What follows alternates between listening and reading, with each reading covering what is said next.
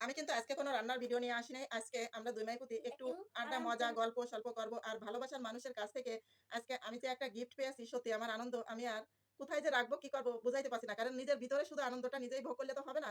আমার প্রিয় ভাই-বোনদের সাথেও একটু মানে শেয়ার করি। যেহেতু এত সুন্দর একটা গিফট পেয়েছি, অনেকেই বলে যে সামান্য একটু হলেও কিন্তু তার কাছে অনেক বড় হয়, তাই না? তা আমার কাছে মনে হচ্ছে যে আমার ভালোবাসার মানুষটা এত বছর পরে একটা মানে উপহার আমাকে দিল। তা সেই জিনিসটা সবার সাথে একটু শেয়ার করি। আমি শুধু একা, একা আনন্দ ভোগ করলে হবে না। তা সেই জিনিসটা ছোটই হোক আর বড়ই হোক। আরেকটা কথা বলি, ঘরের স্ত্রীকে অনেকেই আছে যে সামান্য একটা জিনিসও যদি মানে কাঁচের চুড়িও যদি এনে দেয় স্ত্রীকে, সেই স্ত্রী কিন্তু অনেক খুশি হয়। কিন্তু কিছু, কিছু পুরুষ আছে দেয় না রে ভাই, কখনোই দিতে চায় না।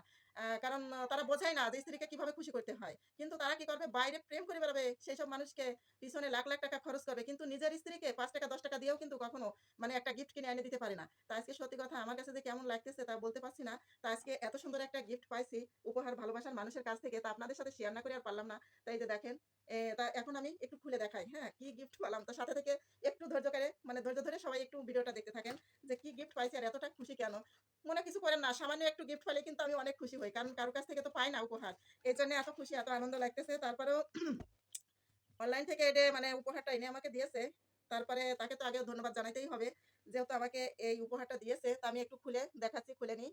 তো এই যে কি সুন্দর, তাই না? এই যে খুললাম। এখন এত এর ভিতরে বিক্রি একটা হয়? ওয়ারেন্টি গ্যারান্টি কার্ড আছে দেখেন। জিনিসটা হয়তো ছোট, তারপরে আমার অনেক পছন্দ হয়েছে। এই যে দেখেন কি সুন্দর একটা জিনিস। দেখতে পাচ্ছেন? একটা ঘড়ি আছে, কানের দুল আছে, ব্রেসলেট আছে, তারপরে হচ্ছে পায়ের হচ্ছে কি যেন বলে রে? ভুলে গেছি। নুপুর না।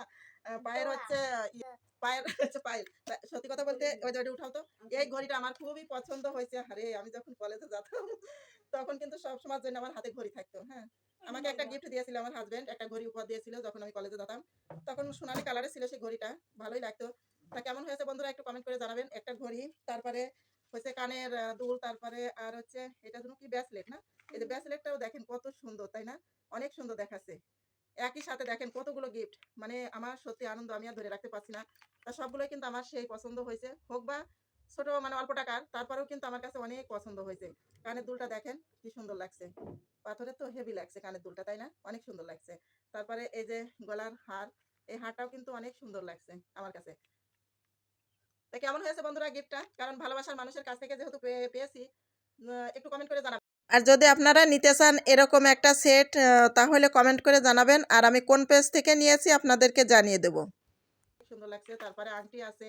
এর সাথে ৬ মাসের গ্যারান্টি আছে, তাই না? ওয়ারেন্টি আছে ৬ মাসের। তো যাই হোক, তো এখন ভালোই লাগলো আমার কাছে। এই যে এটা হচ্ছে টুকু হাতের টাকার মতো একটা। ব্রেসলেট। এই দেখেন কত সুন্দর লাগছে হাতের ব্রেসলেট। অনেক সুন্দর লাগছে, দেখছেন? টুকু এটা টাকার মতো। আপনারা হয়তো অনেকেই বলবেন যে এগুলো আবার দেখানো লাগে। আসলে সত্যি কথা আমি কারো কাছ থেকে কোনো গিফট পাইনি তো এই ১ম পাইছি। আর ভালোবাসার মানুষের কাছ থেকে। আর তাকে তো অনেক, অনেক ধন্যবাদ দিচ্ছি। আপনারাও দেবেন যেহেতু আমি পাইছি, অনেক খুশি হয়েছি। তো সবাই ভালো থাকেন, সুস্থ থাকেন। আজকের মতো বিদায় নিচ্ছি। পরে আল্লাহ আবার দেখা হাফেজ। হবে। আল্লাহ হাফেজ। এই যে আমাদের দুষ্টু মিষ্টি বুড়ি। আর কেমন হয়েছে এই সেটটা? একটু কমেন্ট করে অবশ্যই, অবশ্যই জানাবেন।